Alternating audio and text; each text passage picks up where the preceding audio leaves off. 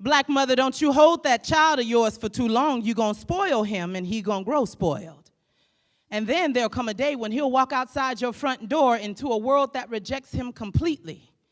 And then he might hang himself for feeling. You got to love him at arm's length. Punch him in the chest occasionally. Tell him he ain't shit. That way he'll survive. Sister, don't you make that man feel like no king. The day will come when he will surely discover that you are the only thing that he can rule. And he might curse and beat you for all of the things that have cursed and beat him. Sometimes love has a hard way of recycling, like birth. And sometimes life comes at you wrapped around your neck like an umbilical. And that same life can end with a noose or a bullet. But we're not in charge of life or death, only love, Father. Black father, don't you love that son of yours too hard, it'll make him gay. And the world already sees you as less of a man as it is. You got to be tough in everything you do.